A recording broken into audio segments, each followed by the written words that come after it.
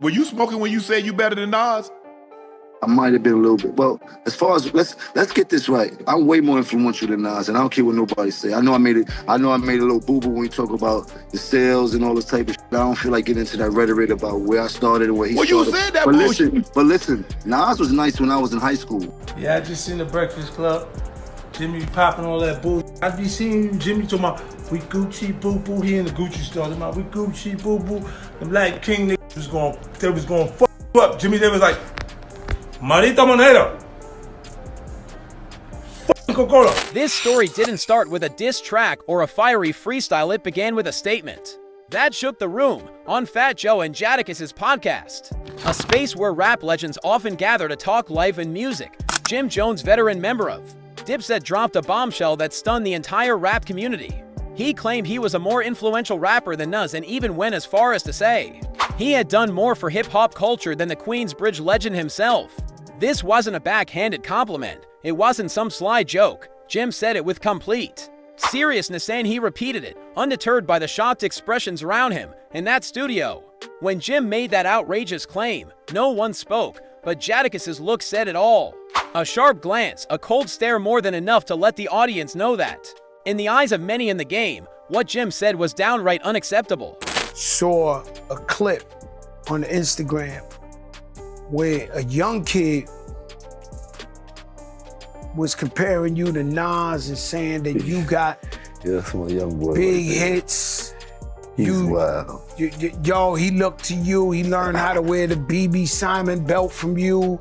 He got his swag. Like, how crazy is that? Because in my era, you know what I'm saying, Nas is like a god. In my era too. I mean, so to be compared, let me that young kid out. he was young and we loved that he loved Jim Jones. I want you to break it down. Let's break this down. I admired Nas, but remember Nas' first record, The Barbecue, came out when I was in 11th grade. From a single podcast quote, the fire spread across social media. Nas's fans were furious. Rappers silently watched, and one man couldn't stay quiet. 50 Cent for 50. This wasn't just about words, it was a disrespect to someone he held in high regard. And it gave him the perfect excuse to reopen the vault of messy history involving Jim Jones, Jay-Z, and himself. Let's dive deeper into the layers of this beef, a story that's not just about who raps better, but about honor, loyalty, and the power games happening behind the scenes of the rap industry that most fans never get to see. If you've followed Jim Jones from the start, you'd know one thing: he used to be a die-hard Nas fan. In numerous past interviews, Jim openly expressed his admiration for the Queensbridge legend. From fashion sense and rhyme style to cultural impact, Nas was once a role model for Jim. He recalled how back in high school, every time Nas dropped a new track, he and his friends would mimic the style even down to how Nas pronounced each word in his rhymes. So what happened? What made Jim Jones, who once called Nas his ultimate idol, turn around and deny any influence, going so far as to claim he had surpassed his former hero? To many, the answer lies in Jim's hunger for recognition in a world where his name has never quite been placed on the same tier as legends like Nas or Jay-Z. With the new generation starting to view him as a symbol of their era, Jim may have gotten swept up in the illusion that he's finally made it to the top, that Nas's time has passed. On the podcast, when someone mentioned a young fan comparing him to Nas, Jim didn't deflect or stay humble. Instead, he doubled down. He said the new generation doesn't even know who Nas is, and that his own influence among today's youth far outweighs that of an old-school legend. For Jim, what matters is being relevant now, not someone's legacy in the past. But it wasn't just arrogance, it was the outright dismissal of someone who once inspired him. Jim didn't just downplay Nas's influence, he outright disrespected his talent, his contributions, and even tried to back it up with stats, a tactic that, in hip-hop culture, means very little if it's not grounded in respect and real context. That statement didn't just anger Nas's fans, it ignited a wildfire of debate across the hip-hop community. And that was just the beginning, because shortly after, 50 Cent stepped in and he didn't come to play. When Jim Jones confidently claimed he was greater than Nas, he wasn't just sharing a hot take. He tried to justify it with numbers, charts, and streaming stats. On the podcast, Jim repeatedly insisted, "Pull up the Billboard charts, compare me to Nas. I've got the stats, I'm winning." To Jim, it seemed like Billboard numbers alone were enough to define greatness, and he truly believed he was ahead, but when fans started fact-checking, the truth came out and it didn't favor Jim. Listen, we can't compare the two. What I'm trying to tell you is I want to go there. I want to go down the line now, because now we going down the line. He's a rapper and I'm a rapper. Listen, yes. Let's go statistically. It feels great. No, but I want to go statistically, because when people be like, I feel the same way. We all feel the same way. And forget about the numbers. My numbers back up. Let me step up to the forefront. From whatever you painted the picture to be, to me to being a hype man, or he wasn't the best rapper, or he just started to get whatever you want to narrative you want to paint. You still got to listen to me talking to you right now in 2025. What I did for Nas probably never been done for him in his life. He's never been that viral at all, ever. He's never been talked about like this ever in his life. The last time he was in some shit like this where people were comparing when him and Jay was beating on him. You heard? Billboard data showed Nas had landed on the Billboard 100 a whopping 27 times, including 16 top 10 albums and 6 1 records. Jim Jones?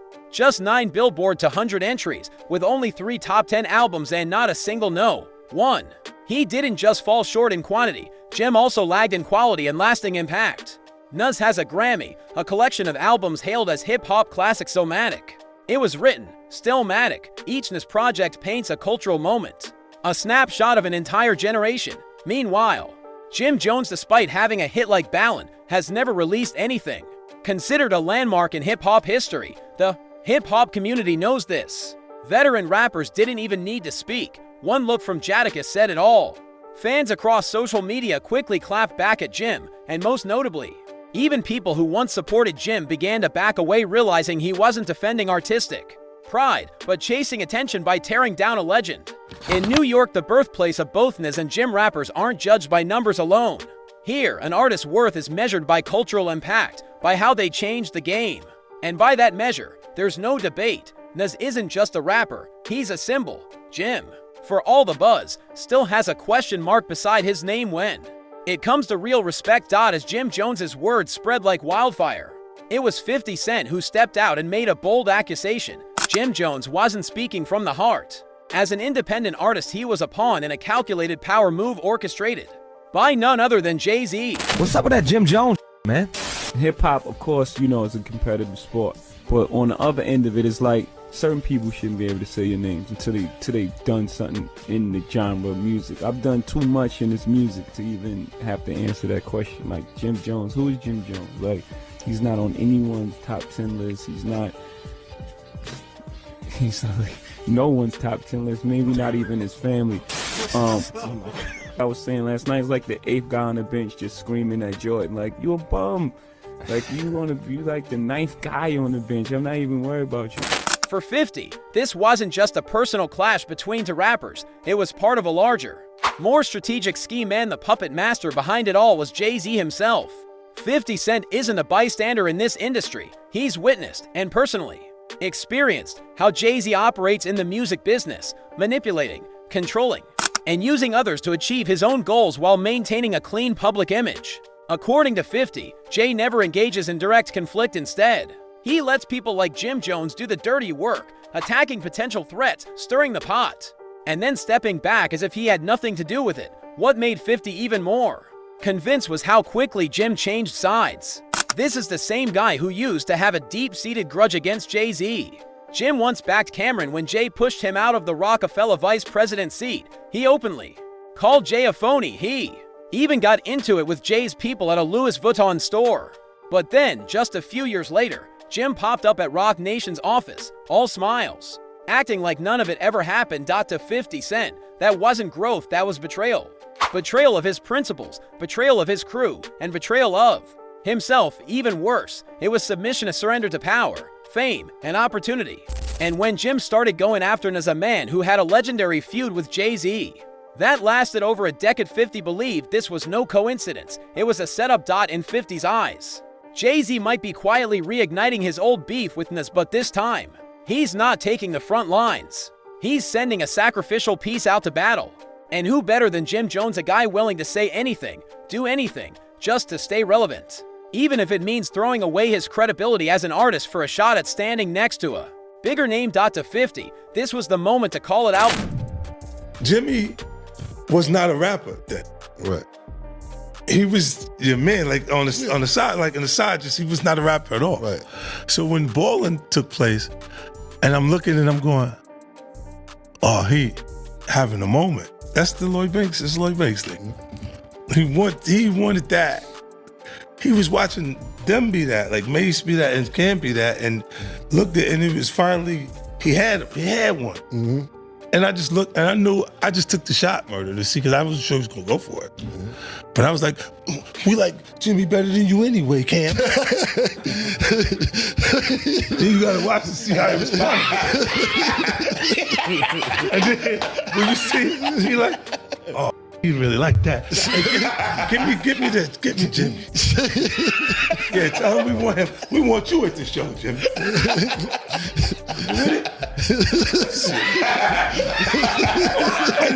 Yo, but that was one of those things, I just threw it out and see what. And then when he bit to it, because it was like he was having a moment that not sure that was going to ever happen again at that point. And then he's going, for them, they had records that where, look, I always say this to certain artists, I go, damn, when is he going to have his moment? Like, Fab, I said this to him. Isn't someone who ignores opportunity. He's been offered deals by some of the most powerful people in the music business, including Jay-Z himself. But what sets 50 apart and why many still respect him is loyalty.